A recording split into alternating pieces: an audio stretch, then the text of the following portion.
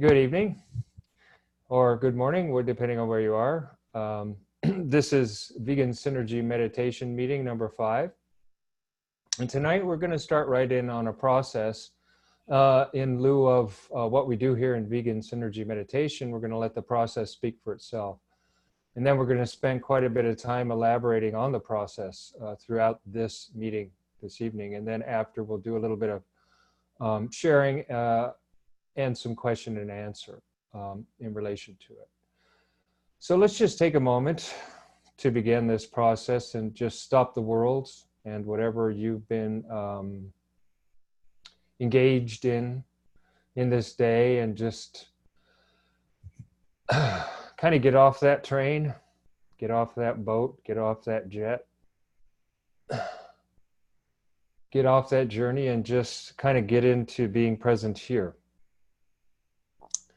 And just allow yourself a moment to touch base with yourself in your inner silence. Just feel your inner silence.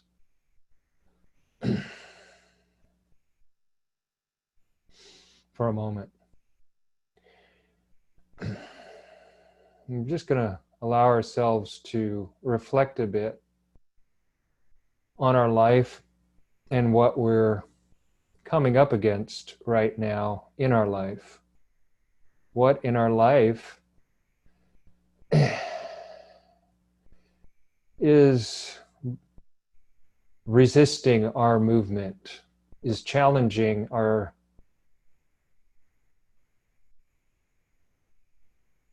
capacity to remain focused on what we need to do in our life. What is it that's bringing up our conditioning, that's pulling us out of our center, that's stretching us a bit more than might be comfortable? Because in the life we live in this world, especially as vegans, there's so much conditioning coming at us that we become aware of as we encounter it, and as we read about it, and as we see it on the news and our computers, social networks. So let's just take a moment and be present with whatever it is. Hi, Melissa, we're just getting started. It's just a process I'm taking us through. And we're just starting out, and we're getting in touch with that place in us where we're being challenged right now. So I invite you to just take a moment to stop the world, whatever you're engaged in, and just get in touch with yourself and get into your own energy and touch that space of inner silence in yourself.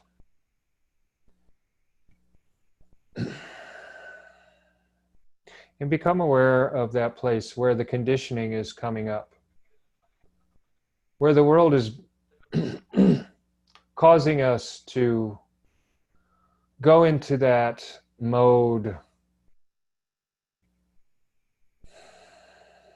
that's challenging, to say the least, that's opening us up in a way that we may not necessarily always feel comfortable with. And let's just allow our awareness to be with that place in ourselves and acknowledge that the world is a very challenging place, and it does bring us into contact with challenging spaces in ourselves sometimes. And as we acknowledge that, we can become aware that we have a heart that's remained, luckily, mostly untouched by our conditioning, thanks to the education system not knowing how to educate us in that way. So as we come into touch with our heart, we can invite that challenged place, that uncomfortable place, into our heart, and surround it with our heart, and just embrace it and welcome it. and give it a little space to breathe, and allow it the freedom again to just be a natural energy, a natural intelligence in us, a natural capacity in us that's just open and capable of learning new things and capable of opening to new knowledge and of caring in new ways. So that challenging space in us is now getting a lot of love from us. From places in us that also know how to love too. We can also ask for other more mature places in us to just come in and touch this place,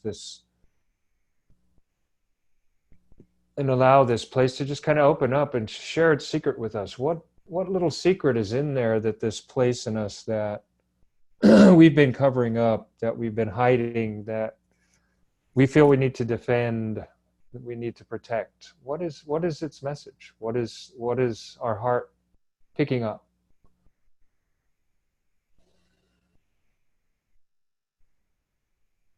And it doesn't necessarily have to be in words. It can be a feeling or a vision or a movement or a color or a shape or a design or a feeling or a temperature. It can be anything or all of those things. It can be a movie. It can be a picture. It can be a 360-degree surround sound, total immersion. However you like it to be. This is a creative space we're in now. It's where our creative genius is meeting our conditioning. And we're just allowing our creative genius to come in and tickle our heart a little bit. And as we touch that creative genius, we're just going to settle down even deeper into our belly now. And this creative genius has an origin somewhere in existence.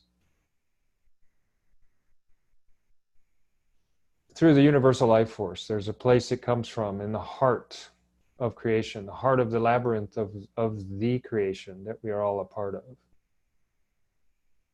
And it's an emanation, and that emanation intersects our being right now in that place where our creative genius that we're in touch with, that's transforming and loving that conditioning, exists.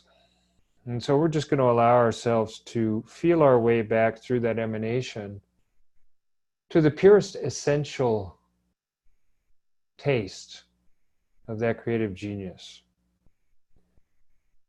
And again, it doesn't have to be a clear mental, verbal anything. It's just whatever it is that's there in your belly and your being right now. Just trust that. Just trust that for a moment. Just feel what it feels like to bring love also down into your being. And how does that move you when you're moving with that current of love deep in your belly and into that emanation? Can you feel that connection back to the source from which this creativity that's arising in your heart comes from? And it can be any form of creativity, any kind of creativity whatsoever that's natural and unique to you, and that's capable of loving you and even loving your conditioning and accepting your humanness.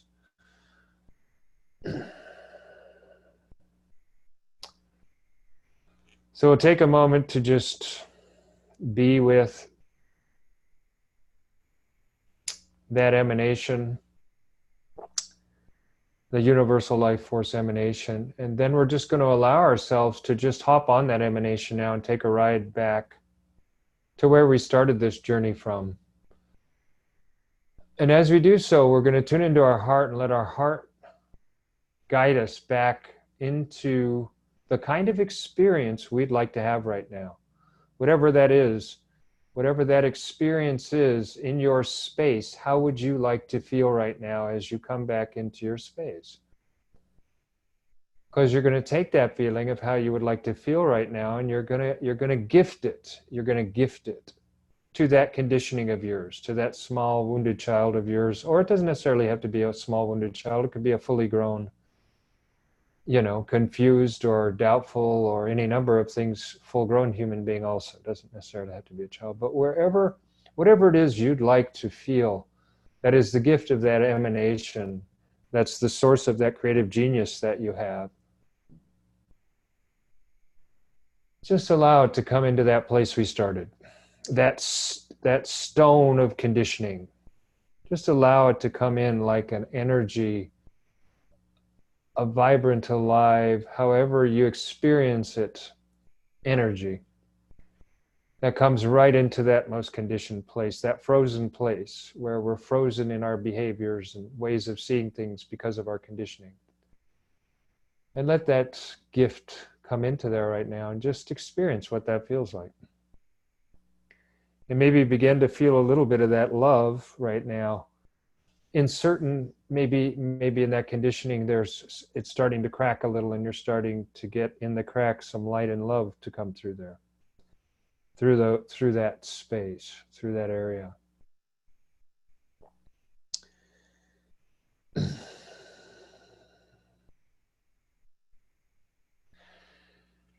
So as you can see, even from our conditioning, we can trace our way all the way back to the source, to the highest frequencies of the universal life force, and then let that bring us back into the conditioning and see what the universal life force has to do with our conditioning.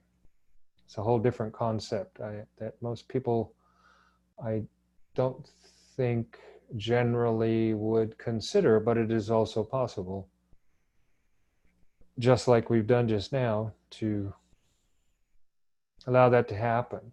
And so as I spoke about earlier before we started the meeting, with those of you that were here before we started recording, I'm going to elaborate a little bit tonight. I'm going to take some time and elaborate a little bit what these 3 stages are about that we start with the conditioning, and then into the creative genius from our natural intelligence, and then into the the source of that creative genius out of the universal life force as an emanation that permeates the entire universe that we live in. Otherwise, things couldn't even exist without those kind of powers that emanate from the universal life force. That's why we are able to have creative genius in all of its different facets and multidimensional expressions through humanity in so many different ways. So to begin with, our conditioning is basically something that functions mostly through our mind. And it's our mind stance when we get into a fear state based on a situation in our life where we feel unsafe, and we do something that is basically being told to us to do, and we literally have to stop and kill our energy and freeze it in a certain pattern. And when we do, that's conditioning. And then all of a sudden, now we've been taught this is the kind of tension we have to have in our body. We have to do this strange thing with our breathing. And because of that, we have to feel a certain way, and we have to have a certain way of thinking about what's going on. And this is all emanated to us through our parents, through teachers, through the news, through everything. This is how you're supposed to be in relation to this situation. And it actually gets into your body, and the way our essence functions is it's just neutral. So the attention goes into what happens then, and it takes a snapshot. It's like, and then it remembers it, and it becomes part of your reel of memories that you access depending on the experience you're going through in life. And it works like a charm. That's how amazing it is. That the minute that experience comes up again, you're going to freeze into that conditioned state. And the mind, what it does based on that, it creates a self-image. And that self-image is a false view of the world based on something being projected at you very intensely of somebody else's conditioning. You literally mirror that because that's what they want you to do in order to respond to whatever's happening to you. So that's what we're dealing with when we're talking about conditioning. And being being a vegan, I'll just say that, and when you start to walk that path of peace and your frequency starts to change, the conditioning on its own chemically will start to drop away, and you're going to start to feel very much more vulnerable. And you're going to start to do things that go beyond your conditioning that you wouldn't have done before, because that's all starting to break down now, and there's no chemical basis anymore to hold that conditioning in your musculature and in your nervous system. People who eat meat, it dumbs them down because they're eating fear and they're eating agony and they're eating pain and so many intense things from the animals that's released into the bloodstream of the animal, not only during its life of torture, but also at the moment of its death, when it's lovelessly, life is taken from it. So when that energy goes into people when they eat meat, they dumb down because it's very gross and heavy energy. And that is the kind of energy that supports conditioning very well. It supports being a frozen mass of fixated beliefs and habits and everything, and very closed way of seeing things, and everything has to be a certain way, and if it goes outside of that way, you're a terrorist or something. If you're somebody outside who's more free than that person, and they see you, because they're very uncomfortable outside of that super dumbed down, very narrow way of experiencing life. That's what meat does. That's why as vegans, I'm offering this type of modality, because as you go, I mean, this is something I don't think everybody understands yet a whole lot, is you're going to be facing powerful conditioning out there from the world around you all the time. The more your aura and your physical form gets more clear and clean, because the energy's out there from meat eaters, and they're not just the fact that they eat meat, but their conditioning is so heavy. And the minute they see you, they're going to tune into something in you that's similar to something in them. But what's in them, because like attracts like in the real world. So what's in them is going to be at a much heavier frequency. You might be putting out love, but they're going to pick up only fear, because that's all they're capable of picking up, because of what they put in their vehicles, and how they constantly keep creating frequencies that are so gross and so heavy because of what they eat. It's so simple. So I just want to start elaborating a bit, so people who see this later that are vegan and part of this community can start to understand why this can be so useful, to start working with and exposing our shadows, which is really our conditioning. Shadows is a Gene Keys term, but it's also it's been used in Jungian psychology and other things. So he borrowed it from somebody even earlier. So, but I like the word conditioning, because that really, you're conditioned to behave, to think, to feel, to see, to act, to have certain thoughts, certain word structure, sentences in a certain way based on certain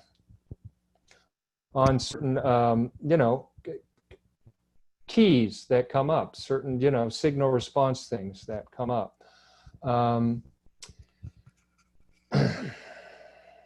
So that's what happens when we're exposing our shadow and our conditioning. We're opening up those places and asking, and we're bringing with intent. That is, I wanted to mention intent because it works through all three stages. The intent to expose the shadow, the intent to embrace it and love it with our gift, and the intent to sink into our belly and through deep trust and existence to get in touch with the emanation that is the source of that gift, that creative genius, and start to learn how to get in touch with the source and find a way to connect our creative genius to everything. That's how we grow our genius, because it does exist. That quality exists in everything out there. And if we can learn how to tune back into the universal life force, that in itself tunes into everything, because it's the heart of the creation. And it's a much easier way than trying to go out and individually go out there everywhere and trying to find the reflection of your creative genius, when you can just meditate on it and get it, that it's there in everything. And then it's a more feminine way of learning, because then you just start drawing to yourself your creative genius instead of going out there and trying to conquer with your creative genius, which is the masculine way, and it's a lot slower. You become like a womb-like presence to attract that, because you're working with the universal life force, which is feminine. It's the ultimate feminine. So then as we start to understand these self-images that our mind has created, that are these snapshots of us that our essence does through attention, that literally imprints us with certain ways of being in certain situations, because essence doesn't know any better when it's young. It's a magical thing, and it can do stuff like that, where it just creates this overall configuration of who you are in response to something. But it's a very limited response, because as you grow older, you find yourself coming up against it, and the world asking you with your creative genius wanting to come out, coming up against barriers. And so that's why it's so useful to start to understand that shadow. So we start to melt it away, and we start to find the creative genius that was shut down behind it, and start to invoke and evoke the love that's natural to that natural intelligence that we had as a kid. When we just learned, we loved learning naturally. Chasing butterflies was learning. Playing with rocks was learning. Playing with in the sand was learning. This was all natural intelligence, ultimately to develop into our creative genius, whatever that might be. Those were all the building blocks. So once we get that and we love that place, and we reconnect and we bring that frequency up from the shadow space of, out of the meat-eating world, I guess, the land of death, into life, into our heart, and into supporting everything that goes on there. Then it's just so much easier to start to think from our heart, to start to come from our heart. Our energy drops from our head and strategizing and fear-based, kind of like, how do I survive? How do I get past it? That's the whole energy in the world. It's all about survival, survival, survival. And it's so easy when you start doing survival. It's like, see how it's connected to the animals and taking their lives, and they don't get to survive, and they're trying to survive, and it's all connected. So easy to get everybody wrapped up in their head and all worried about everything, and then it's so easy to condition you too. It's so easy to the heavier your vibration, the easier your conditions. The lighter your vibration, the more creative and mutative and genius you're going to be, and you're going to bring new things into the world that haven't been done before, that haven't been stuck into a collective slot of this is this and this is how we make money this way, or this is this and this is how we make money this way, or whatever it is.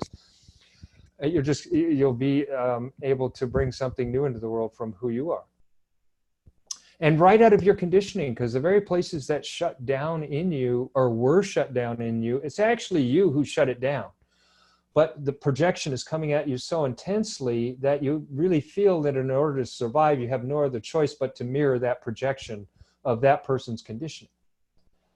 But as we free ourselves up, becoming more vegan and coming more from our heart and more from compassion and love and peace and all these things, and we start going past those conditionings, what comes from the outside, though, is a lot of projections of that conditioning from other people.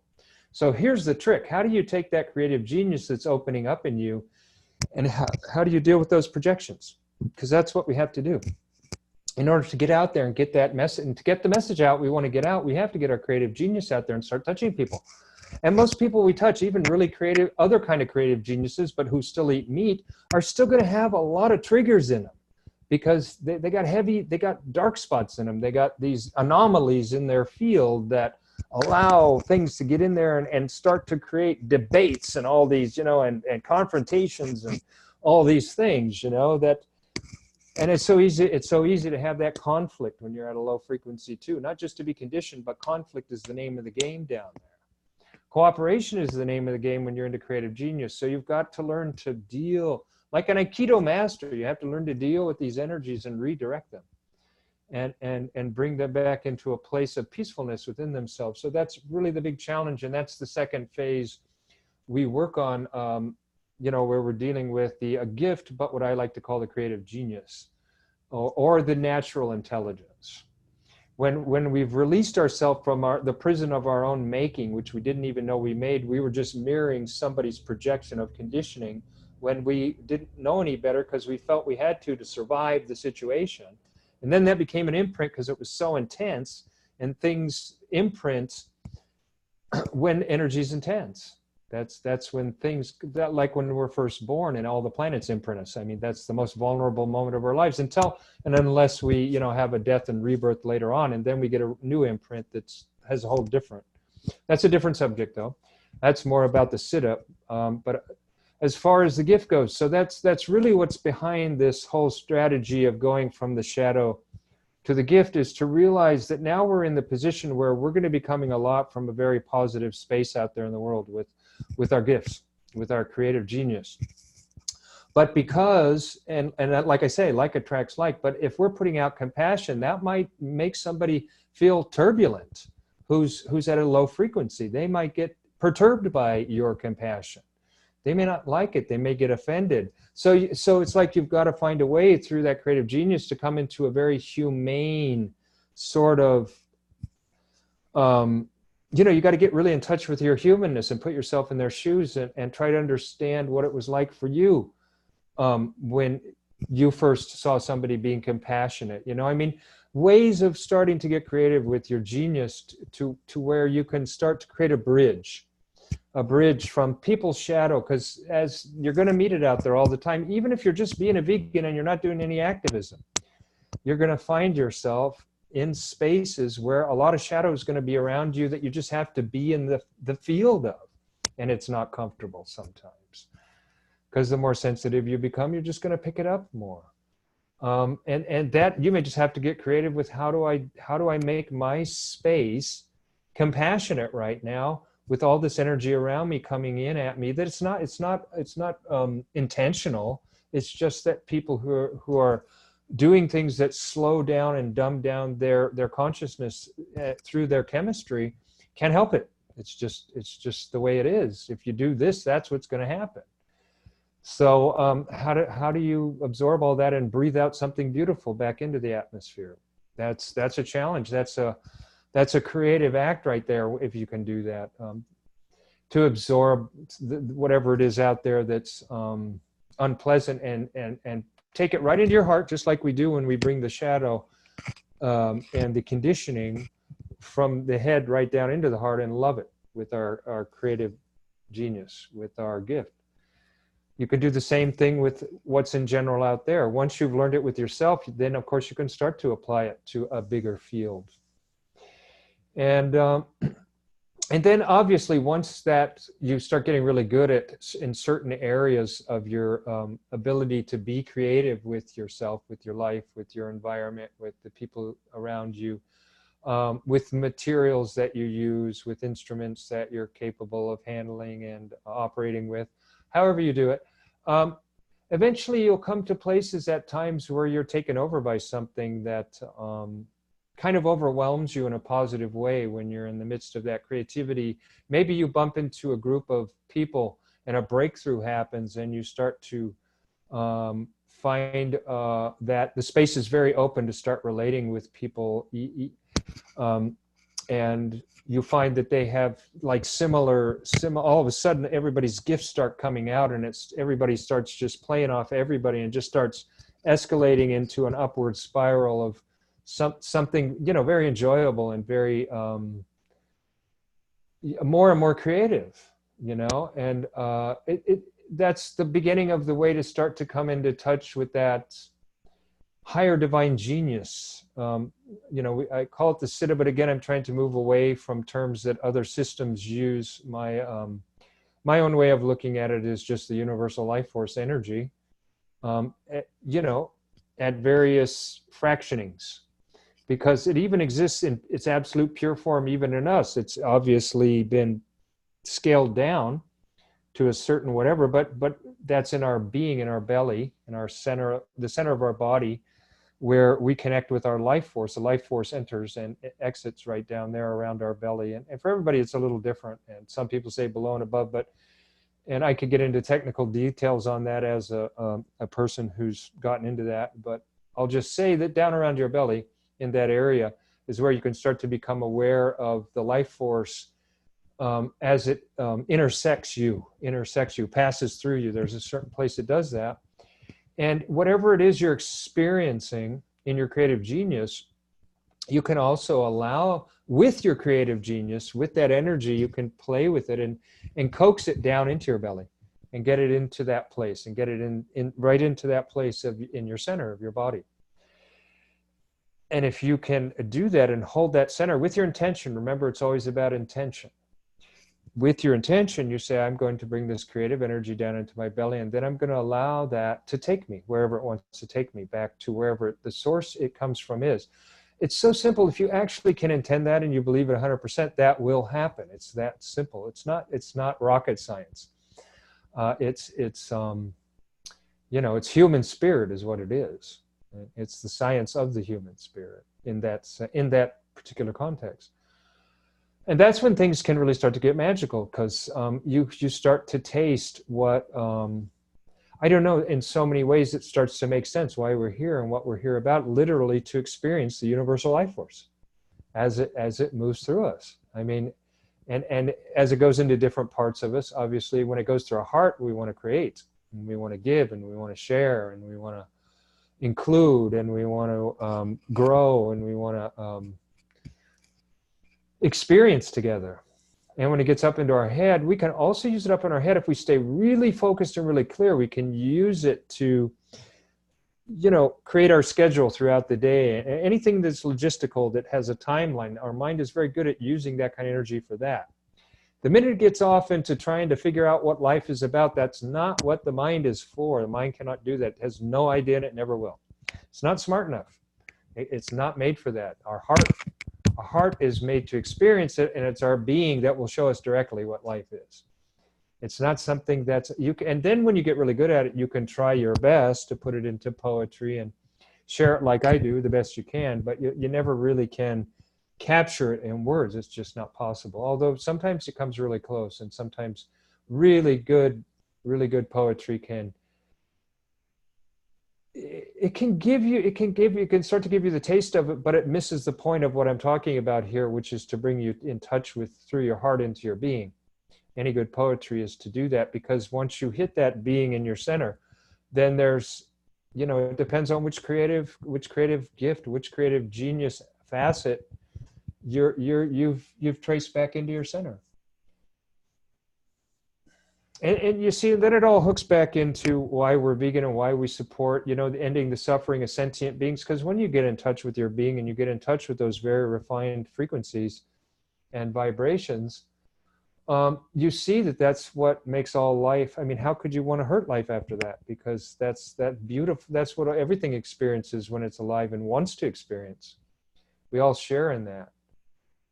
So it's constantly connecting it back into the vegan thing. I mean, every step, there's a point. It's like the first point in the mind is that conditioning. It's hitting you from the mediated, the violence. It's just coming in at you, and boom, boom, boom, we still have tendencies in us, and they're going to come up and they're going to come out as we become more and more clear and pure in our energy field and in our chemistry. And obviously then we drop into our heart and we get in touch with our creative genius, and we start to find ways to deal with that creatively. And there's lots of different ways we can do that. And every time we do a session is different, and different new things come up. That's why normally in sessions other than this one, where it's more of an elucidating of what we're really doing, because I think that's useful at this point after having done 4 or 5 of these, to start to get a handle on what we're actually doing and a little bit, and how it actually works in the stages, and why it does what it does. And then ultimately, like I say, we end up in our being, and we feel that connectedness with everything, like all life does. Maybe not so consciously, but because to do it consciously is a real joy, because then you get to experience very refined and subtle and powerful and deep and profound states of consciousness, full of all kinds of unbelievably interesting and intriguing information. So that was just after we did the process. That was just to give a little bit more of an insight into what we're doing and why we're actually doing it, and how it actually works a little bit. I mean, the number one thing is intention, to have the intention in each of these places, in the conditioning, the intention is to open it, expose it, and then when we move into the creative genius, it's to embrace that conditioning in the heart, and then see what the message is that was, you know, shoved down in there when we were a child and defended against, and a wall was created around. We remove that wall by loving it, and then we see what is it that wants to come out of us. What is that energy? What is that state of consciousness? What is that movement? Whatever it is. And then as we become skilled with it and go deeper into it, and we can do that intentionally in this process too, by just intending to go deeper into it and using the energy of all of us present to just accelerate that process, then we can actually drop into our being and connect into where it originates from in the universal life forces, multidimensional creativity through all of life, because it comes out somewhere in some strata and some, you know, spectrum somewhere of life, and it's a part of the process of just enjoying life. That's a real simple way of looking at it. So at this point, after that, if anybody has anything they would, before we get to questions and answers, if would like to share anything about the process we went through prior to all of this elucidating of a little bit more technically what we're actually doing and why it works the way it does, and what it's for as vegans, and how it's helpful in that way. Dharmendra, I just wanted to ask, are you recording? You are recording. That's awesome. Thank you. This is such a beautiful session. Thank you so much. Yes, thank you. I'm really loving this, and I just find it so timely. So I really want to thank you in your spirit for the synchronicity of this session, this message. And I had a very beautiful experience today after a really rough day yesterday with exactly this conditioned shadow work happening. As someone who was very much in a conditioning behavior yesterday, and my response was not compassionate but impatient. So I'm going to really practice, thank you, what you've been teaching us tonight. But today was a different experience, and with my daughter and her boyfriend, we walked to the top, at the highest point here in Jalapa. It's a nature sanctuary, and there is a wildlife reserve there where they rescue wild birds of prey. And they have owls and falcons and eagles. They're very exotic looking, of course, because we're not in the northern part of America, but the southern part. And the director appeared, and I don't know if you guys remember this summer, baby eagle came to us. It was a fledgling, and I rescued it and spent a whole night on the porch with it. And I was telling this to the assistant of the bird sanctuary, and he said, oh my God, I showed him the photos I had, and he said that our director would love to see these photos. Well, literally 2 minutes after he says that, the director comes up the steps and he arrives. And he speaks English, and I shared the photos, and we talk about what the work he's doing, and just really beautiful. And he says to me, would you like to hold one of these birds? And I'm like, really? I'm like, yeah. And he goes, well, which one would you like to hold? I point out it's beautiful yellow, bright yellow falcon. I've never seen one. He's really fluffy, yellow, brown. He hands the bird to me in this big leather glove, and I'm just like in shock, right? I'm holding this beautiful being, and the director's right next to me, and the bird's, a bit nervous about me, and I'm a bit nervous about the bird. So that's the conditioning, right? And then as the director sees the bird, like a little nervous, he starts stroking the bird right on the chest and says, be nice, be nice. And the bird calms down. And for me, that experience really embodies what you've transmitted to us. This taking that fear, the shadow, into our hearts and just pampering it. And just say, be nice, be nice. Yeah, right. That's neat. Birds are in the Gene Keys.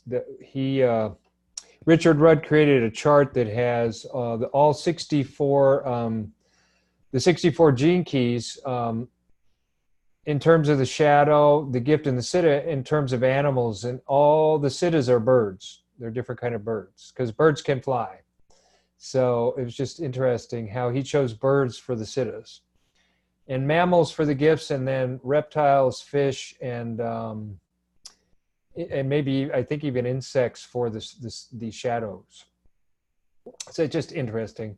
I just throw that in as a point of, you know, if we ever get around to dream work stuff, which comes in the later stages of this stuff when we practice dreaming awake, but it's like the sixth stage when we're doing in that chart I showed you of all the 10 steps of the accelerated collective evolution. That's a little bit deeper work. And I don't even know if that'll actually come out in this platform. That might be in person kind of stuff somewhere down the road where we're just a circle of seasoned, prayer wheel voyagers, and we want to get into some really real stuff. That'd be fun stuff to do. Yeah, then we can work with those kind of things more. So thank you. That was a nice story. It made me think too that yeah, higher frequencies scare the crap out of people in general. If you come with a higher frequency, it does things to people that make them feel very nervous and very uncomfortable, because it shakes people of lower frequency. It just literally starts shaking up their whole aura and vibrating it and making it more alive. Because again, people who eat meat and are dumbed down and easily conditioned and get into conflict very easily, their energy is very heavy and sluggish. It's like almost like molasses compared to somebody who's either a deep meditative. Their energy is more like electricity and light, and somebody in between more like could be like water, fluid. But somebody who's it's literally just like molasses and tar, their energy, and you start bringing electroshock into that, and it just creates these bursts and stuff because it's all so stuck, and it's just the only way it can move through is breaking through, and it's got to be uncomfortable to people. But on a different level, birds, they have they're attuned to a very high frequency. It's a very narrow band of a very high frequency, but it's a very high frequency. And so to be around birds, until you're familiar with it and used to it, it can bring up a kind of very sort of instinctual down, almost kind of like a nervousness that and until somebody who knows how to touch the bird in their heart or whatever to allow you to relax also and tune into it. It's interesting, but the same thing happens with higher consciousness and higher angels or whatever you want to call it. They're to first meet them, the wave of positivity is so intense, it's freaky. It freaks you out. You're not used to something being so clear, so positive, so strong, and connected right to source too. So it's like if you feel it, you can go all the way. It's like when we do it, these journeys we do, and we ride the emanation, we kind of imaginally do it, or if you know how, you actually can. Well, we all tune into it a little bit through our creative genius, but with something like an angelic being or a being a higher consciousness, it's a straight shot right back. So that can be a little bit unnerving sometimes. And birds are simple creatures. Like I say, it's a very narrow band, but they also have that connectedness. So when you connect with a bird, it connects directly back into that source energy, even if it's on a very narrow band, but it is going to touch you because it will always get right into your instincts, your belly, and touch you there. So that kind of makes sense. I have a question for you, Dharmendra, is how do you hold compassion in a situation where someone is in their shadow? How do you do that? Well, first, number one thing I'll say is practice, and lots of it. And eventually I'll say practice. A lot of these kind of sessions that we do, because the more you can get in touch with your creative genius and stand behind it. And you get to the point where you start to realize that I don't have time to waste anymore in wallowing around in somebody else's negative projection on me. So I either have the choice of, if I have to deal with it, then I've got to find a way to stand in my ground, be in my creative genius, and not go into conflictual states with them, because they're going to constantly find ways to want to go into conflictual states. And your creative genius will teach you whatever it is in that moment when somebody's confronting you with whatever the intensity is. I hesitate to give an example because every situation is almost always new and different, and every person is so different, and even people who project shadows are different from day to day, and so are we. So the more you stand in your creative genius, the less you're going to be deterred by it, and the less you're going to feel the unconscious slipping into a defense mode against a projection. Because then you're going back into that same place that created the closing down in the first place. And in the beginning, it feels a little bit uncomfortable, because as you're stretching again, you're going to feel a little vulnerable at some points and feel like that could come in as you open. But when you get to a certain point and you can hold it, it's up to you if you want to hold it or not. And then there's nothing that can break through it, because you've established it at that point, and it's become consistent because it's integrated with your identity, with who you are. Your identity is no longer the self-image of self-defense and closing down and conditioning. Your identity has become this creative genius who holds a certain energy around himself that doesn't collapse anymore. So you become more robust. Your aura, your energy becomes more robust. And again, I just say it's practice and practice and practice. Because in the end, you start to see, as you get closer to that, you start to see, that is my life going to be about? And how long do I need to keep becoming aware of people's shadows? And what good is that doing me? If I can get in touch with my own shadows, and this is another thing that we're doing in here, we're all getting in touch with shadows and sharing everybody else's shadows. And so we're becoming very familiar with shadows here.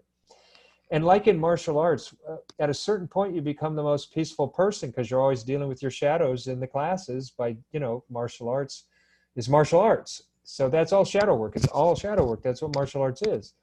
But so then you work it out of yourself. You get it out of your system. And then when you're out in the world, you're peaceful, and that's all worked out. You don't even attract it, because you've already worked it out of you. There's just no place for it to get in. It's been worked out. Your frequency has changed too. But if you really get into and hustle up your shadow, the funny thing is, as you increase your frequency, eventually the shadow goes away by law, because the shadow can only exist at low frequency. The more the frequency goes up, the more impossible it is. You're talking about one's own shadows, right? But we know that light attracts dark. Well, no, that's only at the lower frequencies. At the higher frequencies, light attracts more light. Oh, okay. And that's the point I was making at the gift level. What I was trying to say is, when it comes to essence, like attracts like. It's only when you get into the shadow and only at a certain degree of the shadow, pretty far into it, do you start getting this opposition thing. That's the conflictual thing. The yin and the yang, once you get into the gift and above, it has a whole different, it's a complementation. It's not a conflictual thing. And it's not a shadow light thing. It's a dance of two different kinds of gifts counterposing off each other that create an opposition that's needed in order for the whole dance to happen. It's different. So, but yeah, shadow and light is when you first start to bring the light into your shadow. And you can notice then the intense difference. But the minute you bring it into your heart, you've already neutralized it. So at that point, technically the shadow is now a function of the gift. So you could call it a way of focusing and bringing things into a narrower range. And then the shadow works not as a shadow, but as your ego focusing tool of your heart. Then your heart's the boss and the ego is the servant. And the ego comes from, from your conditioning. But when you can turn it into a good servant, then you can start to plan out and structure and make a sacred geometry plan of your life if you want to get poetic. But it comes from a heart that's not fixed in that way, and is the leader, because it's the one that it's all about. That's why it's tough to get to the creative genius, because it's not a fixated thing. It's not a pattern that you can lay down and fixate. It's a free flowing. It's like water. It's a free flowing movement but it has qualities like cooperation and support and caring and nurturing, but also intelligence and precision, and a lot of other really neat that are more male oriented, but they're also very useful. Like that precision is the heart using that ego as a beam to focus in on things exactly, and then either open it up or whatever you need to do with it. So, is it okay if I keep asking some questions? That's the whole point here. Unless and until somebody else feels like sharing, just go right ahead. At any point, somebody can also write in the little thing over here if they have something they want to say, and like we do in the other meetings. If somebody has something they want to say, then. But so far usually we just open it all up and let everybody go. But we can do that format tonight because it's a little more formal, and this is a little more explanatory tonight. It's a little more about how to understand it rather than, we did the jump in and out at the beginning, and that was just to create a context. So tonight is definitely more about question and answer and that kind of stuff. Yeah. Thank you. Nolan and Evan, do you have something to say, or could I ask another question? I don't want to occupy all the space, so please let me know. Okay. So often, in our families is where we get triggered the best. And so if a shadow appears in a family member, oh gosh, guys, just give me 1 second. I'm sorry. 1 second. I'm sorry.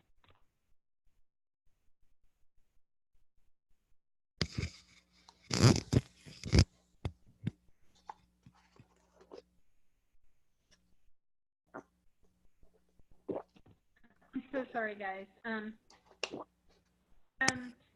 So if a family member or someone you're close to in your entourage has a shadow, a conditioned behavior that is at play, that is projected onto you, and you're talking about, once we work on our own shadows, this is what I'm understanding, that we're raising our vibration as we love them and embrace them and kind of release them and start to live more in our creative genius.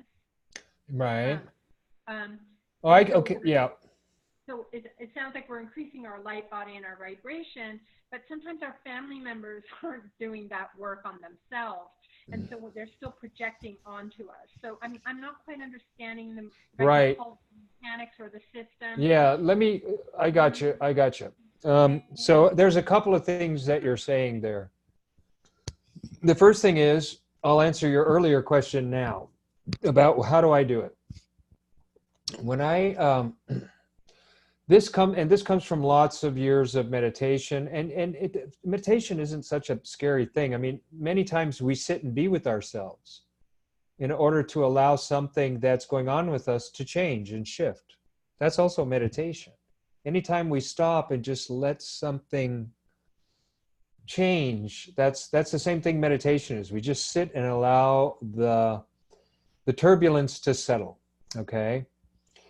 So after a lot of years of doing, however you want to call it, being with myself and just allowing things to settle, I discovered at a certain point that when I would be around people, and I'll get to the deeper practice and probably the most difficult of applying it to family, but just in general, being around people, and then you get into that empathic vibration where you pick up what they're feeling, and you're just in it with them. It's not that hard to do. You just kind of have to follow a few of what things they say. You can kind of pace what they're doing, and it's relatively easy to get into the same step with person. And as I pick that up, if it's something that's shadowy, that's unsettled, that's disturbing, that's zigzag, that's sharp, that's jagged, that's, you know, inconsistent and all over the place, and it's you know, mushy and gushy or whatever, any number of, you know, feeling level terms, which we all, I'm sure, are aware of when I describe it like that. Then I take it in. I literally take it into myself, into my aura, into my heart. And by heart, I don't mean physical heart. I just mean the sense of heartfeltness about me. Heartfeltness. It's bigger than the heart, actually. If I was to actually describe the space of it, and I just kind of tune into that person and hold that energy in there, and I wait for a moment, and I let whatever it is that I've absorbed from them settle in me. So I literally tune in and become one with their energy field, and then I just settle with myself with that energy. And one of two things are going to happen. First, for me, it's going to transform into more of a flavor of my creative genius, because now that energy is what we do with it in these sessions. And the second thing that could happen is that person might slowly start to pick up on the changed frequency of, and I've seen people do this, even my family members do this, and literally slow down and stop and then look at me and go, oh my God, what's going on? You know? But the first thing you have to do is take it into yourself and settle with it. Based on what I've described tonight, I think that's a reachable thing to, you know, you could do that, any of you guys, because I'm saying it's all about intent. So if your intent is to do that, you just do it. You sit there, you say, I want to be one with this person, I want to feel them. Now, if it takes some training for you to do that, then maybe you need to practice being with yourself more and understand what it's like when you're in a turbulent space, and you just be with yourself until that turbulence just becomes free energy again. And see, and like that. It's always more fun with others, though, because there's more energy, and it's always more obvious and more clear because it's been doubled or more when you're doing it with two people. So then it's clearer and easier to identify and to you know, differentiate what is this energy I'm dealing with, and how to deal with it. And the third point I wanted to mention in what you said, Melissa, is that we're not here to change anybody. So if, as you stand in that place, people like that give you a lot of opportunity to practice how really good are you at settling an unstable vibration into a state of equilibrium, you know? Because if they never stop doing what they do, then you get to practice a lot, and you just get really good at it. And then it's like you get to the point where they can never catch you anymore, and then you master. Because they'll never catch you anymore, and you can always bring it into equilibrium. You know? But that's so funny, because I dreamt I was riding a bicycle in my dreams last night, and the chain came off, and I was like really worried about the chain coming off, and I'm asking these children by the side of the road, and the chain looked like those old cassette tapes, you know, when they get all tangled. Yeah. But it didn't really matter that the chain had come off. It's like I could still ride the bike. Yeah. That, you know, staying in balance and equilibrium, even though there's this chaos going on around you. Yeah, right. So was that useful for you, what I said? Is that something you feel you can yeah, thank you very much. That was put into practice? Yeah, absolutely. Thank you. Yeah, because that's...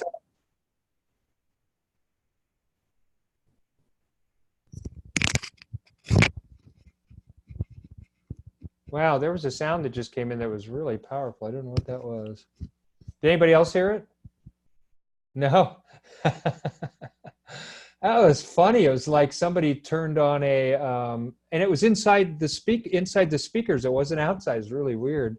It's like someone turned on a huge waterfall and it just was crashing down that loud in my speakers. And I was like, whoa, what is that?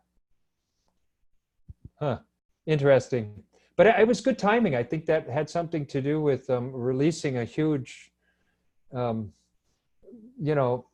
of energy into the space. That was the spirit descending, of course. That's what it was. No. Anyway. So, yeah. So that's a good question. Does Nolan or Evan, do you have anything you want to share about what Evan, were you able to go through the whole beginning process where we went up and then back down through the whole thing before I started getting into the explanation mode? I don't think I was able to go all the way up and back down, Oh, but you, I was able to make it to where you were talking about the gift, and you were talking about kind no, of like, what I meant was before you cut out because you were gone for a while. Were you there for the whole exercise? That's all I mean. I'm no, not no, asking. no, I wasn't. Oh, so you left before we finished the. Yeah, my phone pooped out on me and died, and so Oh, okay, okay, got it. I had I to was run just. for electricity. Oh, okay, I was just okay. Got it. I got it. Just wondering. So you're back home now? No, I'm just at the nearest free electricity coffee shop. Oh, cool. Well, that's a fun place to do stuff like this. I always like to have groups of people and do stuff like that in It's coffee it's shops. it's really interesting because uh, I find that I like coming to coffee shops because almost all the noise going around it forces me to kind of make peace with all the like background chatter of my mind as well, You're right. and just allow that to become one with the espresso machine and everything else. See, that's a good use of the mind in the sense of how to use a shadow as kind of a tool to integrate all these diverse sounds into kind of a pleasant hum in the background, which is kind of cool because then you can focus more on your heart and just tune into the vibe. It's always nice when you're in a public place and you can just sort of practice your creative genius in the sense of how sensitive am I to the entire space right now, and what can I pick up and that kind of thing. It's also fun too when you're in a space like that to tune if you when you get really good at going down into your belly and tuning into emanation to see if there's anybody in the space you can focus that on and see if they pick it up. Those are harmless things. You're never going to hurt anybody with a siddha or an emanation. So it's not like you're trying to read their mind to take advantage of them or do something strange. It's more of a fun thing to see if anybody's out there, you know. But also maybe a little bit more a little bit more inclusive is just tune into your heart and then look around and see if anybody, and then you don't have to do anything. Just see if you look around, you'll see if people are in their heart. You'll know the people that are. They'll respond just because that's what the heart does. Everybody's connected when you're in the heart. I've noticed that that's a really big thing that I get out of these meditations. Is it just seems like I'm able to tune into my heart in just connecting with the world, free from any sort of filter. Yeah. It's just I'm able to do that so quickly, and it kind of frees me from my mind, which is constantly trying to like give me a list of like, okay, you do this, you focus on this, and then you'll be at peace or something like that. My mind is constantly running on that front, Yeah. and then it seems so silly when I come into a space of where my heart is open, and then I realize that my mind can set me up to a certain degree, but then I kind of just have to let myself go and give my heart the space to use its intelligence rather than, because I think I sometimes try and make it so my heart is subordinated to my mind, and trying to figure out, okay, who's best, rather than realizing it's like, okay, we're like my whole instrument is they all have their proper place. Like the mind, I now realize isn't just an evil instrument, because there was a period where I thought maybe this is the perpetrator of everything. And yeah, now I kind of just feel a little bit more open with my heart. That's what I've noticed in spaces like this and in meetings with us. Nice. Yeah, you seem more open and more relaxed and more expressive, and because you're coming from your heart. You were probably out when I was sharing with Melissa Nolan about the mind eventually just becomes a very good focusing tool that serves the heart, because it's the mind is the servant. Otherwise, it's just your source of conditioning, and then it's the evil perpetrator of all these pernicious acts that you're helpless to defend yourself against because you have to survive, and people are projecting on you how you're supposed to do that according to them. And then you get filled up with all these self-images from other people that have been imprinted on you, and you become a confused, insane mess. And that's the state of most everybody on the planet, although it's dumbed down to the degree where you barely notice it because you're numb from so much meat eating and all these other gross frequencies you keep putting into yourself, that all you can do is turn on the TV and watch competitive ball games and worldwide wrestling and stuff like that, you know? So, so it can be used as a tool, though, to in things like being precise and being organized and being sequential and you know, and spatially coherent. There's a lot of things the mind that is good at, and that's, so we learn to retrain it, and it's like the shadows all of a sudden turn a side of themselves toward the light in the heart. And that place becomes the instrument, the tool. And then instead of it being a shadow, it's just an object, an apparatus that we can use that's very useful to focus in different kinds of ways. Mind works with attention. So you can start to learn how to flex attention in all kinds, from big to small, to forward to past, to male to female, to high to low. And then it's useful, because when you can start to coordinate those different spans of attention, then the heart can experience life in all kinds of new ways, right? And that's what we call the states of consciousness we go through. It's that simple. And then you can trace all that back down in through your belly, through your being, through the emanation that intersects you at the center of your being, that connects you back to the universal life force at the center of the heart of the labyrinth of creation, where everything comes from, where each of these creative genius gifts that we have, you know, all of that is sourced from somewhere. And at that point, it's called a siddha, because it's a very super high frequency that has to deal with everything from the highest kinds of what we could imagine as beings of light, all the way down to even the darkest beings, you know, like I won't mention names, but some of them are rulers of the countries of this planet. That's about as dark as you can get. You know, because I'm not including animals. They're just innocent. They're not dark, and they're not slowed down. They're just simpler. They're simpler. They don't have as many moving parts as we do. But dark is a different thing. It's a misuse of power. And that's what can happen if the mind takes over, and it's only about the mind, and you forget that there's a heart, that we're all connected, and that it all works better when we're all doing well and all taking care of each other. And it's a beautiful world to be in, you know? And so that was just to open up a little bit what you were discussing about mind and heart. Not so much about being, but mind and heart. Thank you. Yeah, I appreciated that. I have another question. Yes. It's about the energy frequency and the effect it has on your surroundings, i.e. other human beings, for the most part. The animals we can handle.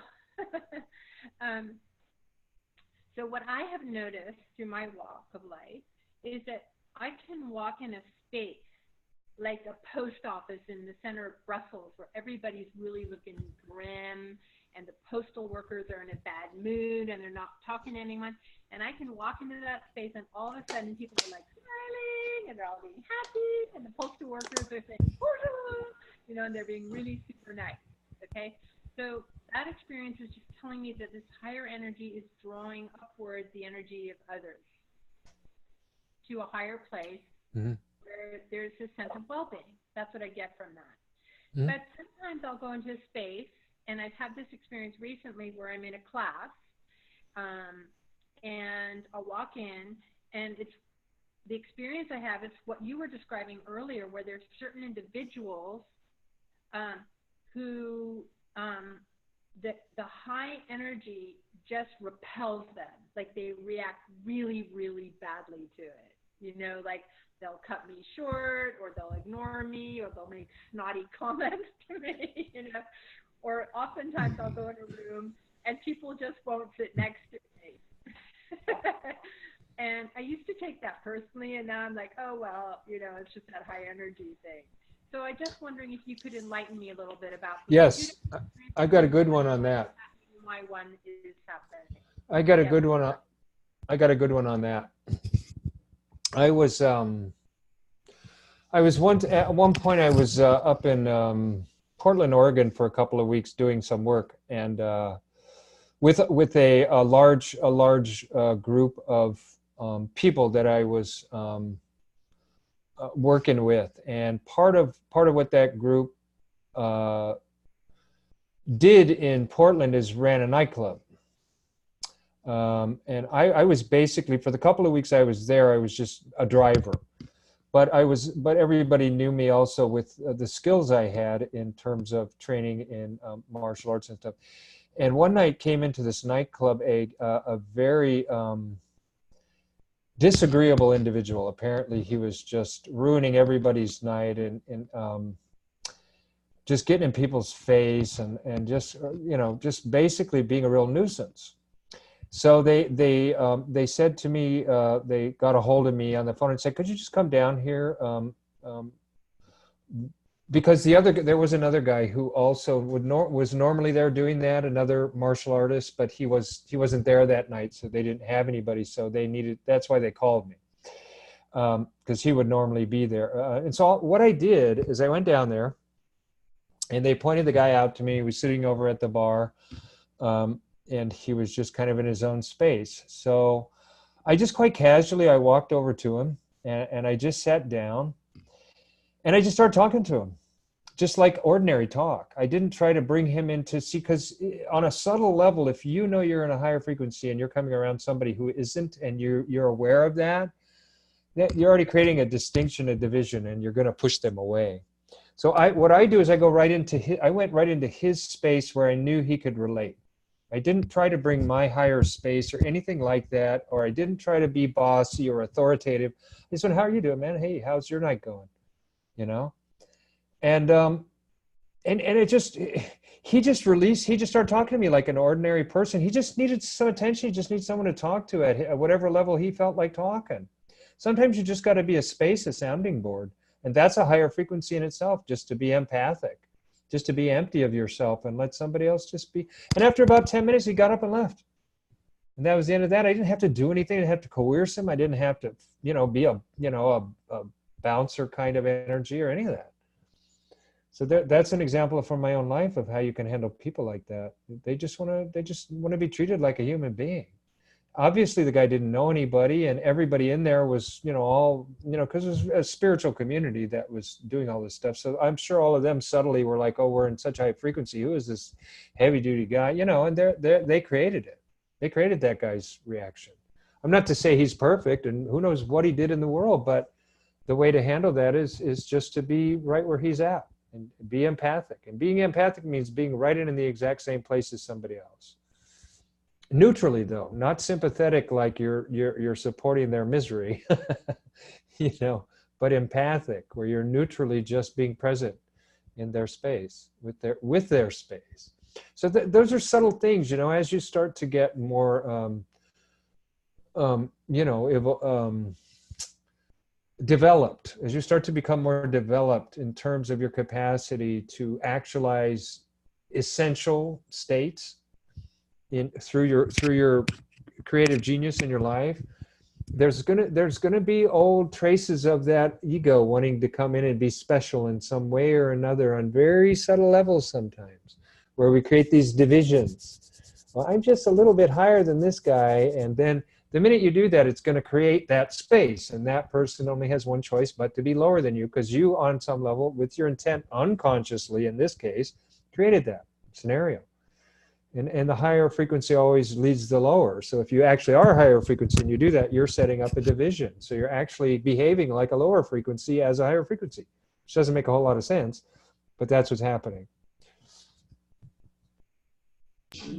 No, I'm not sure if this is directly correlated, but that's something I've noticed in myself, where sometimes I'll enter into a situation that I feel is kind of filled with negative energy, and I don't quite know how to hold the space without succumbing to the negative feelings and feeling bad myself. I'm not super familiar with that, because I spent a lot of my youth kind of commiserating with people about the woes of suburbia, I guess. And now I don't enjoy doing that. But I do find that when I just enter this space and I try to bring all my positivity, and I try and kind of like hold my new kind of moral, or just my new standings of what I feel about the world. I notice that does kind of create this polarization. It's something I've been noticing a lot the past couple weeks.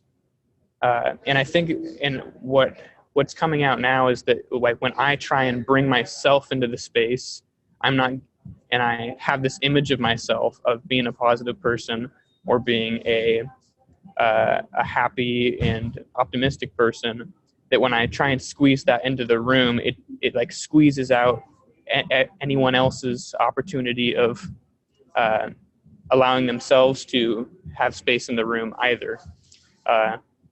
Because I think, because in a weird way, it's like when you shed light in a room, the shadow kind of goes away, but you as being maybe a positive person don't get to learn as much. And that's kind of how I feel, is that I'm struggling to connect with people who are going through tough times. And that's not what I was anticipating out of this spiritual path.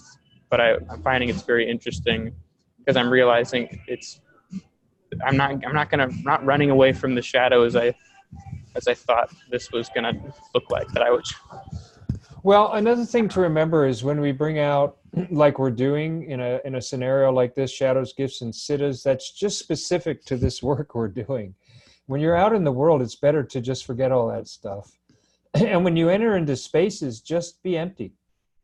When you come into a space, having an agenda or having an idea or an image, again, that some of those words belong to shadow realm.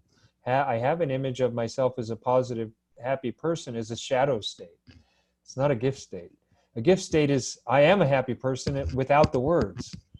It's just the state that's happy. That's it. So it's just something that, and I think you're just kind of giving feedback based on what I shared with Melissa, is when you come into a space and you're empty, and you can see the difference then when you come into a space with an agenda or an image or I'm this or that. You see that you're not going to get very enriched in your life from that. So there's that whole other side of enrichment that the shadow can do when you come into any space and you just tune into the space for a bit, like you would take somebody's energy into and let it settle. When you go into a space, you be like that energy, and you come into the space and you settle into the space, like the energy settling into you from somebody else. Now you settle into the space of everybody else in the space, and then see what comes up from there. And you can't always remember to do that, but it's a great exercise to do, because then you will learn and you will be enriched. And sometimes you might be in that space and you'll feel after 5 minutes like you're going to come out of your body and you got to get out of there. Not very often, but sometimes. But most of the time something will happen. Something will click, something will tune in, and a connection or something will happen. Or you'll just be okay being in your space, in that space, and feel really good about it and not even connecting with anybody. It just depends where you're at. So it's just really important is to not drag. It's called reifying. When you reify, it's like you try to materialize or substantialize something that isn't substantial. So to carry concepts around outside of this space of shadow, this and that, when you're doing work with yourself and it's always keep it to yourself. That kind of stuff about shadow, this and that. When it comes to others, the only thing you're really interested in is sharing your gifts, When it comes to other people's shadows, that's where you want to apply your gifts, so you can give your gift to that person. If you're seeing shadows from other people, that's an incorrect use or application of this, because then you're just increasing shadow, you see, in a subtle way without realizing it. Just because you're aware of it, you don't want to propagate it. What you want to do is bring that in and let it settle in you, and until it becomes a gift in you, because they're giving you a gift. It's up to you what you do with that energy. So what they do with it? You take it into you, you let it settle, it becomes a gift. Then you emanate that gift. That's right use. That's the right use of this work. And you don't ever have a judgment on another that they're a shadow or this or that. They're doing the best they can with, they don't know anything about this stuff, and they don't know about defense mechanisms and self-images and all the things that, and the conditioning that happened, and how we're trying to live our life from our minds, and we're just creating a mess, because you can't live your life from your mind. You have to live your life from your heart. And if you want to discover what it's all about, then you got to get in tune with your being, because that's where you'll learn what it's about. Not mentally, though. It's not in words. It's in something much more profound than that. The mind is just for figuring stuff out, you know, laying out your track, planning, making sacred geometry. Think of sacred geometry. Think of geometric thing. That's the mind. That's what it's good at. You know, that kind of thing. The heart's a totally different thing. It's spacious. It's open. It's a moving, flowing, vibrational current, flux, give, take, ride, you know, go up, go down, you know, catch a wave, etc. And being is something else altogether, pretty indescribable. You just tune into it and, you know, catch the emanation, and then you can start to have indescribable experiences and get better and better at it. That just has its own effect over the whole of your life and over all of life in a way that, you know, kind of escapes words. Although, like I say, if we were in a circle together, all present, we could go into things like that and spend hours at it, so you could really get steeped into it. But it would still not be able to be described very well, because it's something you have to experience directly with your being, emanations. But in the meantime, you got a heart, and that's what that's where you connect into life with, you know. If you got to do practical stuff, then you know, practical things and lay stuff out on timelines, that's what your mind's good for, you know. But it's not good for figuring out your life. So anytime you catch yourself going, I'm bringing this high frequency into this low, you know, if I were to walk into a club of bikers, I would just come in and just start and kind of tune into them and just see how they're relating and relate with them like that.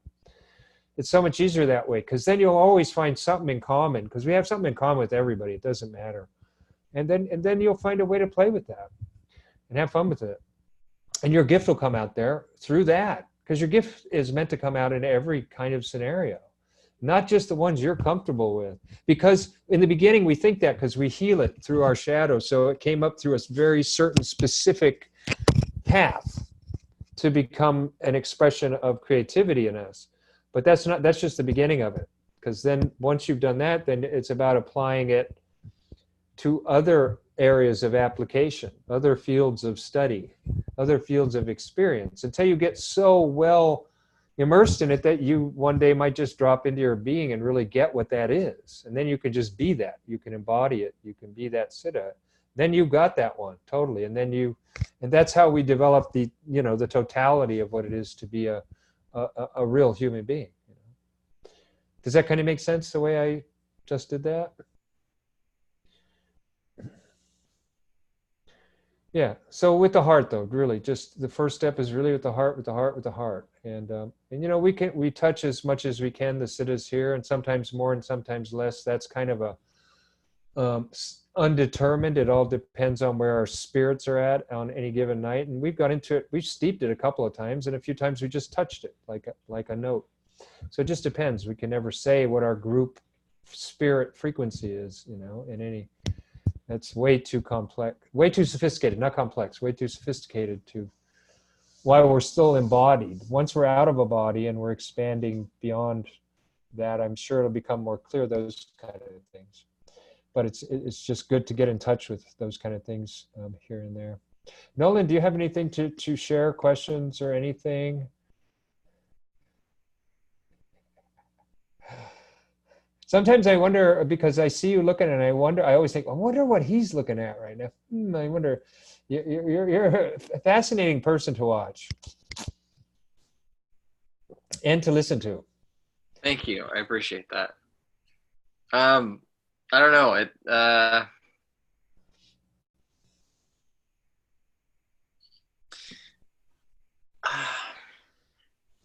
Well, let me ask you this. From what I've shared about the way we create this whole mental anxiety producing process through our conditioning, and the way we create this harmonic resonance field of embracing and love in our heart, and the way we kind of jump into the void through our belly and follow these emanations to the sources, all that kind of line up and sort of begin to give you a sort of framework to start to relate to this process? I'll give you a question. Yeah.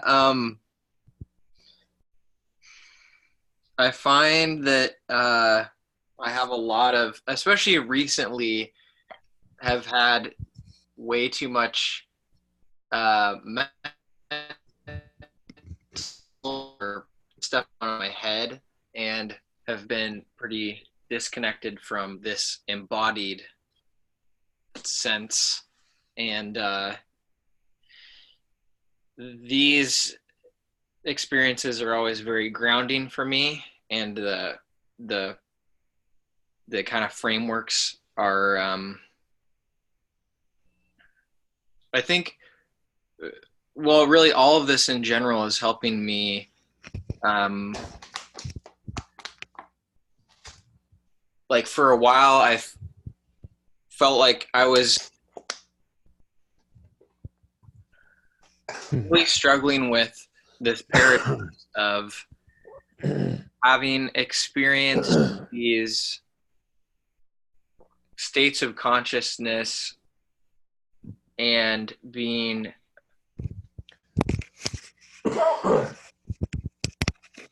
basically at first kind of telling myself that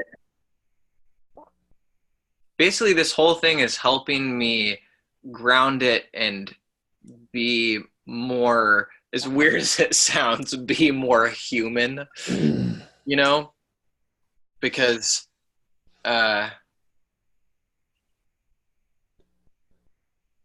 for a while I felt like I almost had to keep like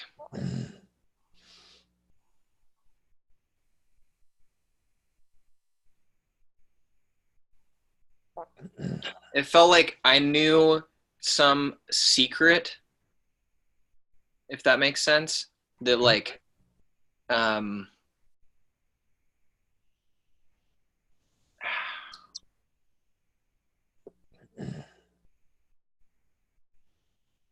not sure exactly how to put this in words, but that's ironically kind of the problem I'm talking about, is like even being able to translate it, because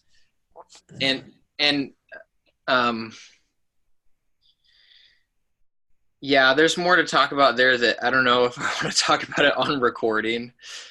But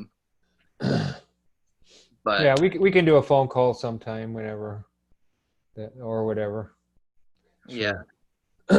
The what I'm picking up though, out of what you're saying, and there's something I want to also, something that the mind does, is that it comes in and it tries to tell you that you got to fix stuff, that all of a sudden you're learning all these new things, and that you got to do this here and that there and make this happen and that happen and this happen, and then you know that it's a mind trip that's got you caught up in it.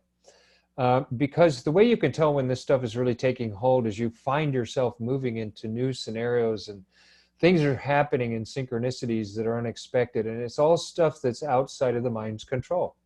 And it usually almost always is experiential, heart, it's tactile, sensory kind of shifting and moving and sharing, and it's not the kind of thing that you can pre-plan or contrive or any of that kind of stuff. And yes, you are getting a secret. You're being handed a diamond and told, here's a diamond, here's how you use it. Keep it in your pocket at all times. Don't lose it.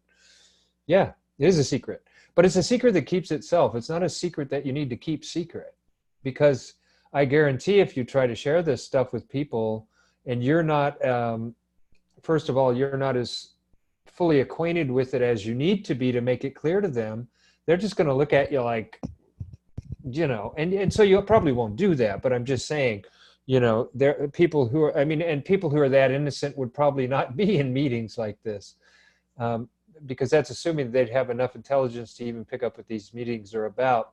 And normally a person who would take all this and try to go out and share it with their grandmother after the first meeting would be, you know, a kind of maybe really green and new at all this stuff put together. So they probably wouldn't have found their way into a meeting like this. Because like I say, the secret keeps itself.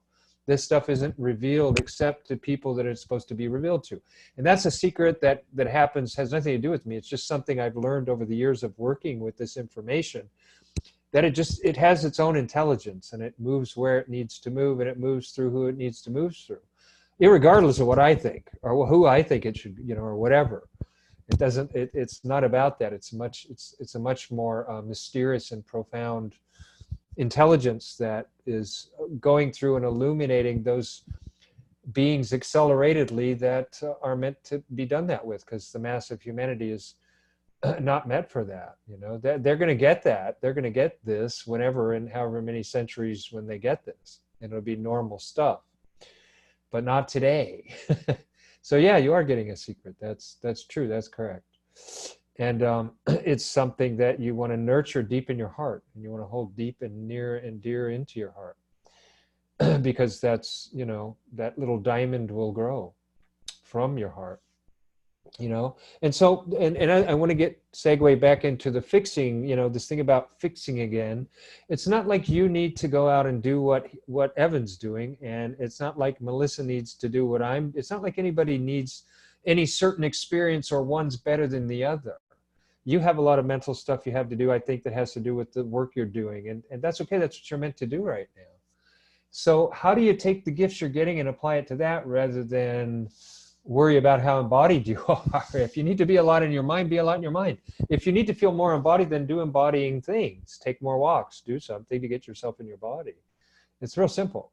We always overcomplicate and think we need a whole big major change and shift, and we need to do all, you know, because the mind always says, this isn't interesting, it's boring. But anytime we start doing stuff for others and we're not getting enough of our own attention, and that, you know, then that's silly though. It's like, you got to remember that you always got to not lose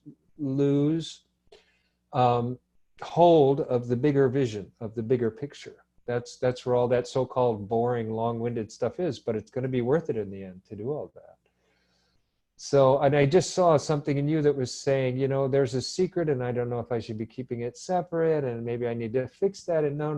This is a secret, and you need to keep it and nurture it in your heart, but you also need to do the work you're doing and accept that the path you're on is perfect for you. You don't need to make it any different. This stuff works wherever you're at, and that's how it's meant to work. The minute you start trying to fix it to make yourself receptive to it more, that's subtle greed. That's a shadow. You're subtly being spiritually greedy. I want more and more. I want to get it all right now. I'm totally guilty of that. I was like, totally like, I want it all right now. And I mean, absolutely. But all that does in the end is teach you patience the hard way. You just say, well, you're going to get it as quick as you get it, whether you want it fast or not. It's going to come to you as quick as you can get it, you know? I remember the years when I was just, you know, meditating, and it just was, oh yeah, there you go. There's the spirit. That's the spirit, the bird. Birds are spirit. Birds are spirit. Animals are soul. And the creatures of the earth and all that, those are the creatures of that's the physical, that's the body and the mind. It's a good way to look at that. But I took so many years to turn. I always felt like I had a secret too, but I kept hoping I would get it one day, and kept hoping and hoping and hoping beyond and beyond and beyond. And then I got tired of waiting and waiting. And that had so many layers to it too. And it's like, it's just better if you don't do that to yourself, you know, and you just stay focused. And yes, you're going to be uncomfortable. And yes, you're going to be whatever. That's all part of being human, you know? And if you're uncomfortable, and my guess is, in your case, Nolan, my guess is that you have higher frequencies that are impinging on you that you're not clear yet how to integrate yet. I get that your nervousness has to do with higher frequencies. It doesn't have to do with anything outside of you that's lower or negative or this or that or whatever. I don't get that. I get that you have higher frequencies that you have a capacity to tune into refined vibrations, and you're just not familiar a whole lot with it yet. So it's a little strange and alien and foreign and uncomfortable in that sense. That's what I get from you. Very different than what's going on with Evan, who's just, just has to sit in a space and let it receive him, and then he'll just tune into it and figure it out from there.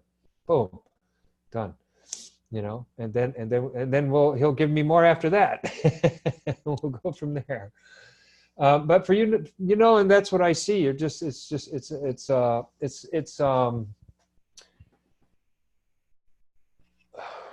It's a vertical thing, vertical consciousness thing. It's a vertical upshift thing that you're starting to get the hang of, and you're kind of feeling it out and kind of see feeling is a way to say it. You're seeing through your feelings, or feeling through what you see it. And you're getting pieces of it, and you're hanging into it, and you're starting to let it kind of lighten you up a bit. But it's not always there. And so when it's not there, it's also obviously not there. And so that's not so much as fun, and, but that's just going to be your path. I mean, everybody's got to have that kind of stretch and then contract. That's how we grow. So you've got to it's never going to be 100% comfortable, but the longer you do it, the more familiar you'll become with the fact that that's just the way it is. It never gets any easier, but you do become more familiar with the fact that that's just the way it is. If that, that's about as good as that gets. Yes, Melissa. Can't hear you. Can't hear you.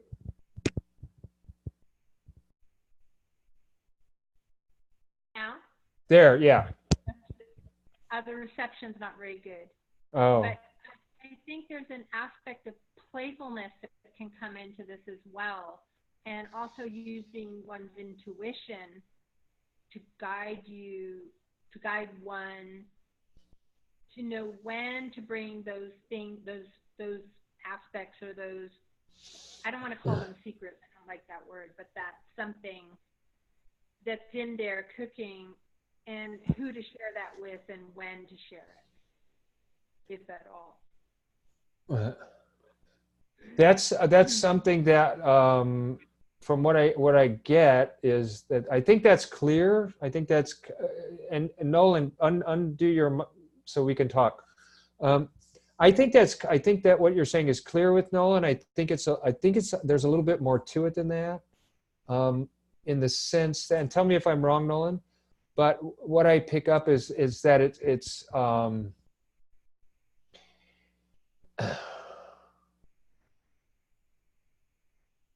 see, I don't get that Nolan could do that, could just apply it like that, in that way that you said it, even though that's true, and you're kind of taking a stretched out period of time and sort of stringing together a lot of things that may happen through that period of time. But that's kind of tricky if you try to extract that out and say, this is what you can do about that. Because it's really entailing a lot more than, because you're dealing with, everything you just said implies a lot of stuff that you got to be able to do over many different kind of situations, where your ability to discriminate between different opportunities, there's a lot to that. What I get with Nolan is he's just tuning into it and he's digging that, but he's also having some afterburn when he's not tuned into it. But there's something in him that knows how to tune into it, and I think that's what's really important, is that he's just tuned into it, because he's getting the higher frequency thing going on. And I'm beginning to understand what his dilemma is about why the anxiety and everything is, because of that. It's a kind of anxiety that comes from higher frequency that has not been accustomed to when being raised, and who is, because nobody's raised that way to be attuned to that kind of stuff. So I acknowledge and honor what you say, Melissa, but there's so many pieces in that I guess in a way I just try to look at it more simply and try to put myself in his shoes and say, if I was somebody who's getting impinged by higher frequencies, not only would I want that to keep going on, but at the same time, I'm going to have to be willing to deal with the anxiety of the times when I'm doing other things, and it wants to come into me, but I'm doing other things. So the shadows are getting me all anxious because higher frequencies coming in, and I have to do these other things. And just that process alone can burn off stuff and help one to do those things even while in a higher frequency, which isn't always easy to do. Is there any of that ringing a bell with you, Nolan? Yeah, and you were cutting out. My connection's really bad, unfortunately. But I got most of what you were saying. Yeah, I definitely feel the need to practice basically bringing things down to earth and being okay with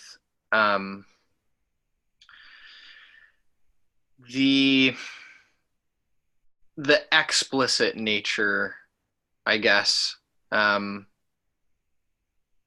because there's something that keeps me from going. Yeah, I guess I'll want to be reserved because I like don't want to lose it. Because when I like go out, then I feel like, oh, I kind of lost.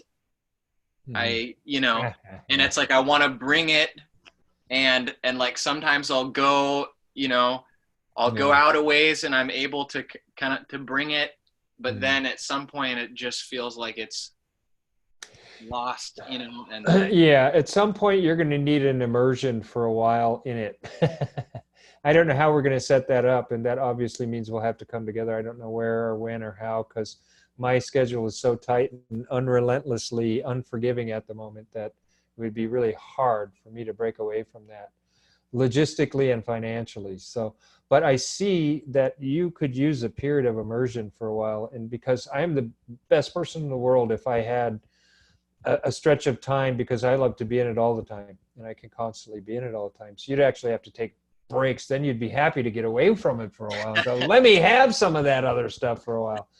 That's how bad I get. But yeah, that's what I see is you're I get it. I get what you're saying. So hopefully that can happen at some point soonish. These, couple of times a week meetings and stuff interspersed with all that mental work you do. Yeah, that's got to be, yeah, I get you on that. And also when you're out there and you're, yeah, not.